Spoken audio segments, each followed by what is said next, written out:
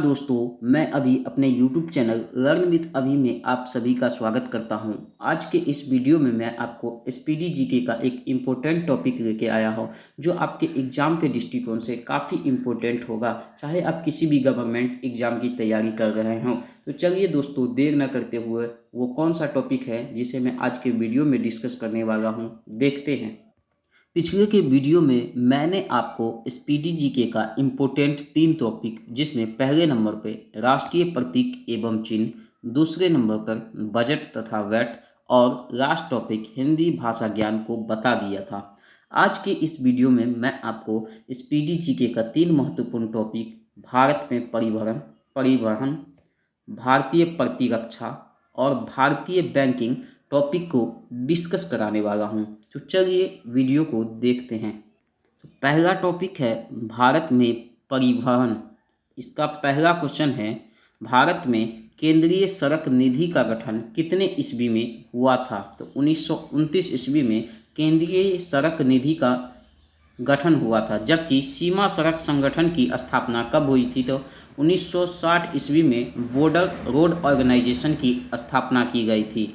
देश में सड़कों की लंबाई लगभग कितने लाख किलोमीटर है? तो 54.83 लाख किलोमीटर पूरे भारत देश में सड़कों की लंबाई है, जिसका विश्व में दूसरा स्थान है। भारत में राष्ट्रीय राजमार्ग यानी नेशनल हाईवे की कुल लंबाई कितनी है? तो 1,32,500 किलोमीटर भारत में नेशनल हाईवे की लंबाई है। सबसे लंबा राष्ट्रीय राजमार्ग कौन है? तो NH44 भारत का सबसे लंबा राष्ट्रीय राजमार्ग है, जो श्रीनगर से कन्याकुमारी तक यानी 11 राज्यों तक गुजरती है। सबसे छोटा राष्ट्रीय राजमार्ग कौन है? तो NH47A भारत का सबसे छोटा नेशनल हाईवे यानी राष्ट्रीय राजमार्ग है, जो केरल के वेलिंगटन द्वीप से गुजरता है। जवाहर सुरंग किस नेशनल हाईवे पर स्थित है? तो जवाहर सुरंग NH1A पर स्थित है। राष्ट्रीय राजमार्गों का चौराहा क्या कहलाता है? तो झांसी कहलाता है। NH1 और NH2 को सम्मिलित रूप से किस नाम से जाना जाता है?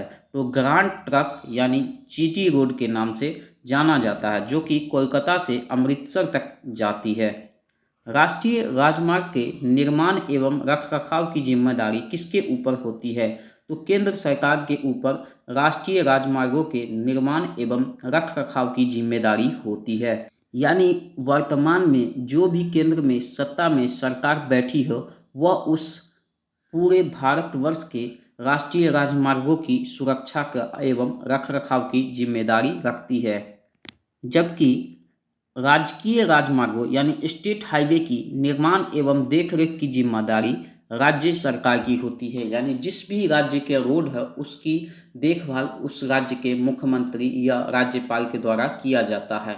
स्वर्णिम चतुर्भुज योजना के अंतर्गत कितने महानगरों को जोड़ा गया? तो 4 महानगरों को स्वर्णिम चतुर्भुज योजना के अंतर्गत जोड़ा गया। और इस स्वर्णिम चतुर्भुज योजना के अंतर्गत कितने किलोमीटर रोड को जोड़ा गया? तो 5,846 किलोमीटर रोड को एक आपस में कनेक्ट किया गया।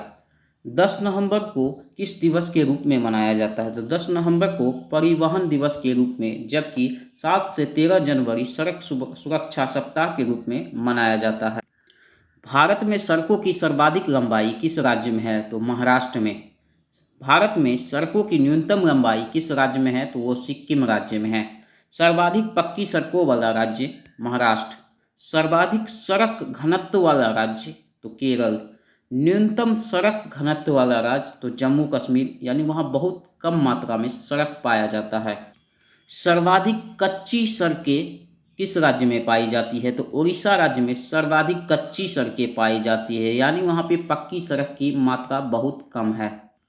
रोड रिसर्च इंस्टीट्यूट किस राज्य में अवस्थित है? तो रोड रिसर्च इंस्टीट्यूट नई दिल्ली में अवस्थित है, जो कि वर्तमान में भारत का एक केंद्र शासित प्रदेश है। जबकि यहाँ मुख्यमंत्री बैठते हैं, जबकि अन्य केंद्र शासित प्रदेशों में उपराज्यपाल की नियुक्ति होती है। यानी दिल्ली ही एक ऐसा केंद्र शासित प्रदेश है जहाँ मुख्यमंत्री की नियुक्ति होती है।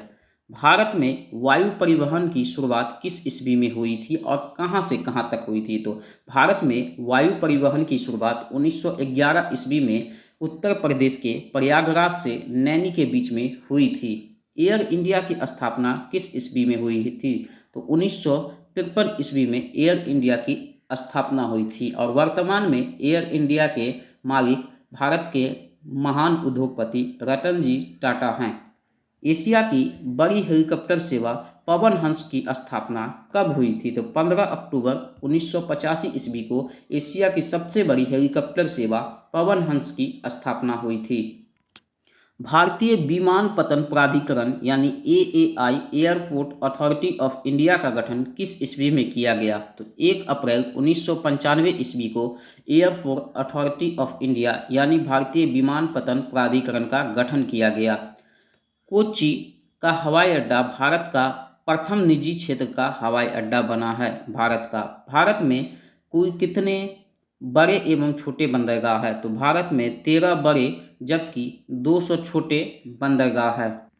देश का सबसे बड़ा बंदरगाह मुंबई है। देश का सबसे बड़ा कृत्रिम एवं आधुनिक बंदरगाह कहाँ है? तो नौवा सूबा जो कि जवाहरलाल नेहरू पोर्ट के नाम से जाना जाता है, ये वर्तमान में मुंबई में अवस्थित है। कांडला कौन सा बंदरगाह है जिसे मुक्त व्यापार क्षेत्र घोषित किया गया है? तो कांडला एक ज्वारीय बंदरगाह है जिसे मुक्त व्यापार क्षेत्र घोषित किया गया है। सबसे पुराना एवं कृत्रिम बंदरगाह चेन्नई है। मुंबई एवं कोचीन के बंदरगाह किस प्रकार के हैं? तो ये प्राकृतिक बंदरगाह है जो खुद से नहीं निर्मित किया गया, ये प्रकृति के द्वारा ही निर्मित बंदरगाह है। भारत का पहला रसायन बंदरगाह किस राज्य में अवस्थित है? तो भारत का पहला रसायन बंदरगाह गुजरात के दहेज में अवस्थित है। सबसे गहरा बंदरगाह तो आंध्र प्रदेश का विशाखापट्टनम बंदरगाह भारत का सबसे गहरा बंदरगाह है। सबसे बड़ा पृष्ठ प्रदेश वाला बंदरगाह तो कोलकाता का बंदरगाह। सबसे बड़ा कंप्यूटराइज्ड एवं निर्मित बंदरगाह कहाँ है? तो कामराज चेन्नई में अवस्थित है। तूतीकोरिन तमिलनाडु का एक जगह है जो किसके लिए प्रसिद्ध है? तो मत्स्य पतन के लिए ये प्रसिद्ध है। मोरमुआ पतन किस राज्य में अवस्थित है? तो ये गोवा राज्य में अवस्थित है। दोस्तों ये सब वीवीआई क्वेश्चन है जो एग्जाम में बार बार रिपीट होते रहते हैं, इसलिए आप इस क्वेश्चन को बराबर रिवीजन करते रहें। नेक्स्ट है पारादीप बंदरगाह किस राज्य में अवस्थित है? तो ये उड़ीसा राज्य में अवस्थित है। नेक्स्ट है अल्लेपी बंदरगाह किस राज्य में अवस्थित है? तो ये केरल राज्य में अवस्थित है। अगला टॉपिक है भारतीय प्रतिरक्षा। इसका पहला क्वेश्चन है थल सेना, वायुसेना तथा नौसेना का मुख्यालय कहाँ स्थित है? तो नई दिल्ली में थल सेना, वायुसेना तथा नौसेना का मुख्यालय स्थित है। भारत के प्रथम रक्षा मंत्री कौन थे? तो बलदेव सिंह भारत के पहले रक्षा मंत्री थे। थल सेना को कितने कमानों में बांटा गया है? तो थल सेना को 7 कमानों में बांटा गया है जो इस प्रकार है। दक्षिणी कमान जिसका मुख्यालय पुणे, मध्य कमान जिसका मुख्यालय लखनऊ, पूर्वी कमान जिसका मुख्यालय कोलकाता, उत्तरी कमान जिसका मुख्यालय उधमपुर, पश्चिमी कमान जिसका मुख्यालय चंडीगढ़ और दक्षिणी पश्चिमी कमान जिसका मुख्यालय जयपुर तथा लास्ट और 7वां कमान है जो कि मुख्यालय जिसका शिमला में अवस्थित है। भारतीय थल सेना के कमांडर इन चीफ थल सेना के प्रथम कौन थे? तो के.एम. करियप्पा थे। प्रथम फील्ड मार्शल भारत के जनरल मोनिक शॉ थे। भारत की प्रथम थल सेना विश्व की चौथी, वायुसेना विश्व की 5वीं जबकि नौसेना विश्व की 7वीं सबसे बड़ी सेना है। राष्ट्रीय सुरक्षा एकेडमी यानी नेशनल डिफेंस एकेडमी का मुख्यालय उत्तराखंड के खड़गवासला में, जबकि वायुसेना एकेडमी का मुख्यालय हैदराबाद तथा भारतीय मिलिट्री सैनिक एकेडमी देहरादून में और इंडियन नेवल एकेडमी कोचीन में अवस्थित है। नौसेना को कितने कमानों में बांटा गया है? तो नौसेना को 3 कमानों में बांटा गया है जो इस प्रकार है। दक्षिणी कमान का मुख्यालय कोची, पूर्वी कमान का मुख्यालय विशाखापट्टनम जबकि पश्चिमी कमान का मुख्यालय मुंबई में है। नेक्स्ट है भारतीय नौसेना का प्रथम अध्यक्ष वाइस कौन थे? तो एडमिरल आर.डी. कटारी भारतीय नौसेना का प्रथम अध्यक्ष वाइस एडमिरल थे। जिनकी नियुक्ति 1958 ईस्वी में हुई थी। भारतीय वायुसेना की स्थापना कब हुई थी? तो 8 अक्टूबर 1932 ईस्वी को भारतीय वायुसेना की स्थापना की गई थी। वर्तमान में इसे कितने कमांडों में बांटा गया है? तो वर्तमान में इसे 7 कमांड में बांटा गया है। वायुसेना का प्रमुख क्या कहलाता है? तो वायुसेना अध्यक्ष कहलाता है। प्रथम एयर चीफ एडमिरल कौन थे? तो भारत के प्रथम air chief admiral Thomas M Hirst थे। वायुसेना के प्रथम भारतीय अध्यक्ष कौन थे? तो एयर मार्शल सुब्रतो मुखर्जी भारत के पहले वायुसेना के भारतीय अध्यक्ष थे, जिन्हें 1954 ईस्वी में नियुक्त किया गया था। वायुसेना का ध्येय वाक्य क्या है? तो नभः स्पृशं दीप्तम्, जबकि नौसेना का ध्येय वाक्य स नो वरुण है। भारत का सर्वोच्च वीरता पुरस्कार क्या है? तो परमवीर चक्र भारत का सर्वोच्च वीरता पुरस्कार है, जिसके प्रथम विजेता मेजर सोमनाथ शर्मा थे, जिन्हें 1947 ईस्वी में यह पुरस्कार से सम्मानित किया गया था। तीनों सेना का प्रमुख राष्ट्रपति होता है। थल सेना का प्रधान chief of the army staff, जबकि जल सेना का प्रधान एडमिरल रैंक का chief of the naval staff और वायुसेना का प्रधान एयर चीफ मार्शल रैंक का chief of the air staff होता है। भारत में थल सेना दिवस 15 जनवरी को, नौसेना दिवस 4 दिसंबर को, वायुसेना दिवस 8 अक्टूबर को मनाया जाता है। दोस्तों, ये भारतीय सेना के महत्वपूर्ण दिनों को अवश्य आप याद रखेंगे, क्योंकि इससे जो कोई एग्जाम में एक क्वेश्चन हमेशा बनता है, तो इसे आप ध्यान से याद रखेंगे। भारत में बनी पहली पनडुब्बी का नाम क्या था? तो INS साल्की था। भारत में बनी पहली पनडुब्बी का नाम INS साल्की था। स्वदेशी डिजाइन एवं स्वदेश में निर्मित प्रथम मिसाइल 1988 में प्रक्षेपित हुआ, उसका नाम क्या था? तो भारत में निर्मित पहली स्वदेशी मिसाइल जो 1988 में प्रक्षेपित हुआ, उसका नाम पृथ्वी है। भारत का प्रथम टैंक रोधी मिसाइल नाग है। नेक्स्ट है प्रथम विमान वाहक पोत INS विक्रांत है, जो भारत में पहली बार बनाया गया था, जिसपे तरह तरह के विमान, मिसाइल, बम, लॉन्चर इत्यादि को लगाया जाता है। यानी यह एक मल्टी टाइप का विमान वाहक पोत है, जिसपे आप हर तरह की चीज़ों को ले जा सकते हैं जो युद्ध में यूज होते हैं। भारत में बनने वाला सबसे पहला युद्धपोत कौन था? तो INS नीलगिरी भारत में बनने वाला सबसे पहला युद्धपोत था। भारतीय वायुसेना का पहला नाम रॉयल इंडियन एयरफोर्स, जबकि नौसेना का सबसे पहला नाम रॉयल इंडियन मैरीन था। नेक्स्ट और लास्ट टॉपिक है भारतीय बैंकिंग। इसका पहला क्वेश्चन है, यूरोपीय पद्धति पर आधारित भारत का पहला बैंक कौन था? तो बैंक ऑफ हिंदुस्तान, जिसकी स्थापना 70 ईस्वी में हुआ था। ये यूरोप के पद्धति पर आधारित भारत का पहला बैंक था। सीमित देयता के आधार पर प्रथम भारतीय बैंक कौन था? तो अवध कॉमर्शियल बैंक, जिसकी स्थापना 1881 ईस्वी में हुई थी, जो कि सीमित देयता के आधार पर भारत का प्रथम भारतीय बैंक बना। पूर्ण रूप से भारत देश का पहला बैंक कितने ईस्वी में बना? तो पूर्ण रूप से भारत देश का पहला बैंक 1894 ईस्वी में पंजाब नेशनल बैंक बना, जिसमें वर्तमान में बिहार ग्रामीण बैंक को भी मर्ज किया गया है। भारत का केंद्रीय बैंक कौन है और इसकी स्थापना कब हुई?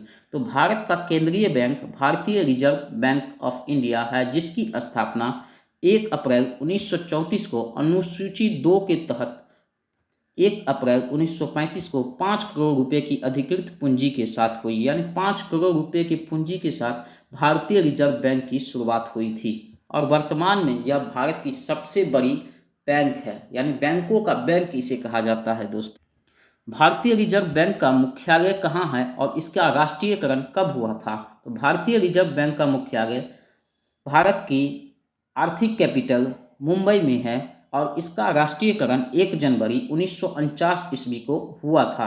भारत का सबसे बड़ा सरकार का बैंकर तथा बैंकों का बैंक कौन कहलाता था? भारतीय रिजर्व बैंक भारत का सबसे बड़ा तथा सरकार का बैंकर तथा बैंकों का बैंक कहलाता है, जिसका वित्तीय वर्ष कब से कब प्रारंभ होता है? तो जिसका वित्तीय वर्ष 1 जुलाई से 30 जून तक होता है। रिजर्व बैंक के प्रथम गवर्नर कौन थे? तो ओसबॉर्न स्मिथ रिजर्व बैंक के प्रथम गवर्नर थे। तथा प्रथम भारतीय गवर्नर कौन थे? तो सीडी देशमुख आरबीआई के प्रथम भारतीय गवर्नर थे। और प्रथम महिला डिप्टी गवर्नर केजी उदेसी हैं। केंद्रीय बैंकिंग जांच समिति की स्थापना कब हुई? तो 1931 ईस्वी में केंद्रीय बैंकिंग जांच समिति की स्थापना भारत में की गई। कितने ईस्वी में 3 प्रेसिडेंसी बैंकों को मिलाकर इंपीरियल बैंक की स्थापना की गई? तो 1921 ईस्वी में 3 प्रेसिडेंसी बैंकों को मिलाकर इंपीरियल बैंक की स्थापना की गई। कितने ईस्वी को इंपीरियल बैंक का नाम बदल के भारतीय स्टेट बैंक यानी स्टेट बैंक ऑफ इंडिया रखा गया, जिसकी अनुशंसा गोरेवाला कमेटी ने की? तो 1 जुलाई 1955 ईस्वी को इंपीरियल बैंक का नाम बदलकर एसबीआई यानी भारतीय स्टेट बैंक ऑफ इंडिया रखा गया, जिसकी अनुशंसा गोरेवाला कमेटी ने किया था। भारत का सबसे बड़ा व्यावसायिक बैंक कौन है? तो भारत का सबसे बड़ा व्यावसायिक बैंक एसबीआई है, यानी state bank of India Bharat का सबसे बड़ा व्यावसायिक बैंक है। कितने ईस्वी को पहली बार 14 बड़े बैंकों का राष्ट्रीयकरण हुआ? तो 19 जुलाई 1969 ईस्वी को पहली बार 14 बड़े व्यापारिक बैंकों का राष्ट्रीयकरण किया गया, जिसमें कुल अमाउंट जमा था 50 करोड़ रुपए से भी अधिक।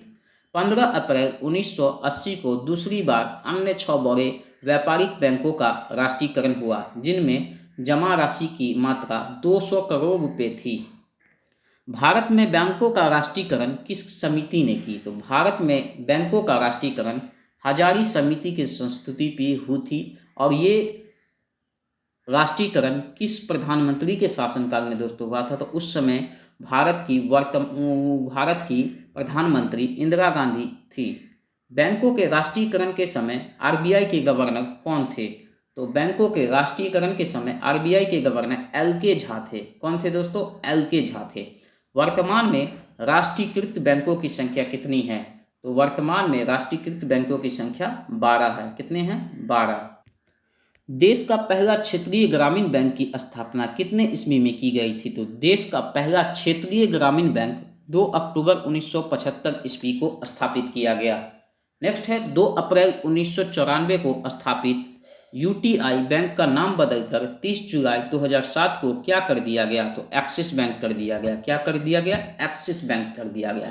तो ये थे दोस्तों आज के इम्पोर्टेंट स्पीडी जीके के महत्वपूर्ण क्वेश्चन। तो उम्मीद करता हूँ कि ये वीडियो आपको अच्छा लगा होगा। अगर अच्छा लगा तो एक लाइक कर दें और मेरे चैनल को अधिक से अधिक अपने दोस्तों के साथ शेयर करें। तो मिलते हैं इसी तरह नेक्स्ट वीडियो में नए नए स्टडी से रिलेटेड वीडियो के साथ। तब तक के लिए जय हिंद।